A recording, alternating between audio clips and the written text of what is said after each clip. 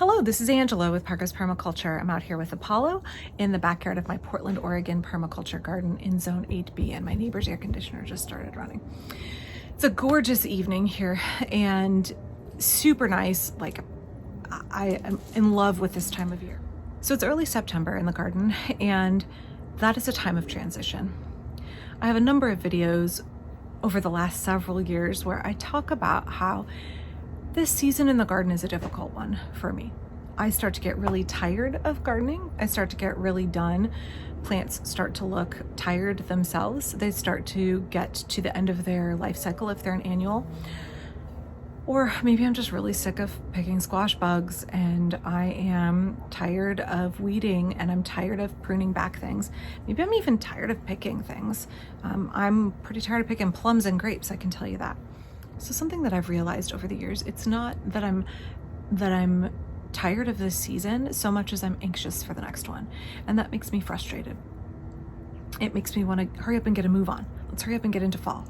I really want to get back to wearing wool sweaters and having a fire in the wood stove and having it be really dark and rainy and watching, period British dramas and spinning on the spinning wheel and having some kind of hearty stew and baking sourdough bread every day because I'm like a basic white woman, right? I love fall. And so I think that for me, this period in the garden when the rain hasn't really come back yet, we've had a little bit of rain. The rain hasn't really come back yet. There's still summer things coming out of the garden. I'm pretty darn sick of summer squash by this point in the season. And I'm starting to get tired of tomatoes a little bit too. I've been eating tomato salad basically every day.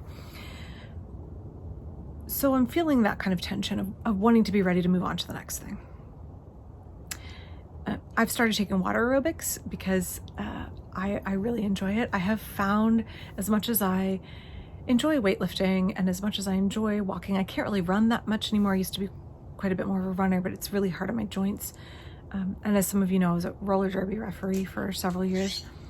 I no longer skate, and I have found that no exercise gives me the kind of adrenaline rush and fulfillment that skating did. Not like skating at the rink, but like reffing did, the challenge of reffing.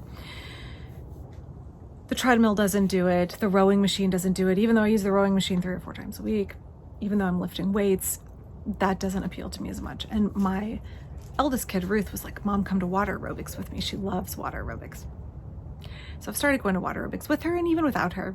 And I love it. I love the people that are there. It's mostly older women, and the positivity of the group and the instructors are really nice. And I love being in the pool. I did swim team a lot as a kid, and I have not been in the pool that much since then. And so I enjoy everything about it. It's a good workout. I'm tired afterward. I'm probably going to take a break from going now that COVID numbers are starting to creep up here in the fall because it's something I can't do masked.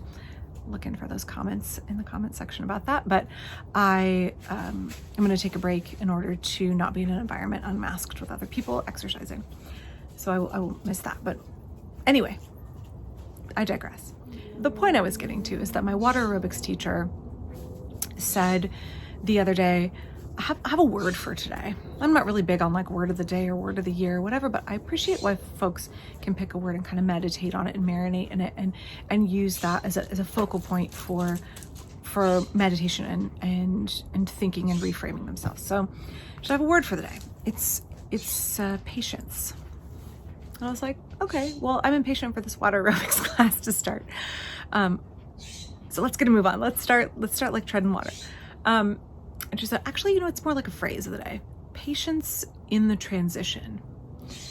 And she said, as we move from getting into the pool to warm-ups, and then from warm-ups into cardio, and we start doing pyramids, and then we cool back down and we do our stretching, have patience with all of those elements of transition. Have patience with your body as you transition from one kind of activity into another. And I've thought about that phrase since I got home from water aerobics, patience in the transition, and how apt it is for this time of year as we're moving into autumn, but not quite yet. We're not quite there yet. We're not into the cozy sweaters and mugs of hot cocoa by the fire phase yet. We're still in the getting into the 80s, and the kids still want to go to the river, and there's still tomatoes coming out of the garden phase. But things are starting to look tired, and my patience is wearing thin, and I want to move on to the next season. So for me, I'm focusing on that phrase when I'm out in the garden, trying to be present in the moment and appreciate what is coming out of the garden, what is the blue jays in the background, what is coming out of the garden, and what is like paving the way into the next season. What is showing me how the garden is taking its own time transitioning, and I need to be patient with that process and be present and enjoy the steps as we move along. Rather than being anxious for the next phase, what can I do to be patient and be present and enjoy this phase of the garden? Realizing that very soon, in a matter of a week or two, I won't be having fresh tomatoes every day until next summer. In a week or two, it will be rainy almost every day. In a week or two, I will no longer have grapes coming out of the garden and golden raspberries, and I will be focusing on other things, and my hours outdoors will look really different. I will start to be pulling up plants that are dead and dying. I will start to remulch the paths, and my focus will be on sort of structural elements of the garden and garden maintenance, and much less on green, lush, productive things, and much less on harvesting food out of the garden. So how can I focus on enjoying what I've got right now and be patient with the transition and be present in the transition and enjoy each phase as it comes? Not only the hot days of summer, not only enjoying all of the wonderful summer produce that comes out of the garden, not only focusing on the fact that I get to have a period of rest from the garden in autumn, and I get to be quiet and do indoor things and then do outdoor things with my family, like hiking in the autumn, because I'm not so tied to the garden. But how can I respect and be patient with that interim period, that period of disequilibrium as we move from one season into another? So I hope that phrase is something that gives you pause and is a source of encouragement and something to kind of meditate on for you, to have patience in the transition. I'm gonna go in and have dinner with my family now, which will include a big fresh tomato salad, of which there will not be very many more, and I will try and focus on enjoying that.